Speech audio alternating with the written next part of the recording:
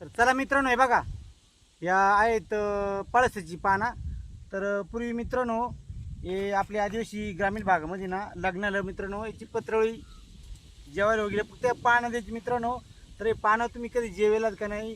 आणि एक चांदा म्हणून एक झाड राहतं, त्या चांद्याची पानं किंवा याची पानं लग्नात जेवायला राहायची. तर मित्रांनो पत्रवळी कशी लावायची जेवायला तुम्ही पाहिले इकडे हे का मित्रांनो दाखव पत्रवळी कशी करायची.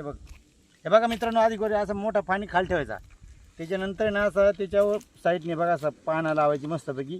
तुम्हाला एक पत्रवळी तयार करून दाखवतो बघा मित्रांनो. आणि आवडली तर मित्रांनो आपल्याला शेअर वगैरे लाईक वगैरे करायचा मित्रांनो. हे बघा, आणि पहिलं आम्ही अशी जेवायला बसायचो मित्रांनो बरं का. हे बघा पत्रवळी आहे ना, आणि मित्रांनो हे पत्रवळी जेवण एकदम मस्त जेवायचो आम्ही बघा.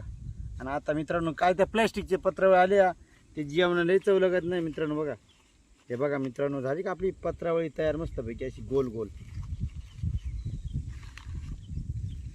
ओके मित्रांनो, मग करायचं जेवायला सुरुवात का मित्रांनो. चला मग ठेवा.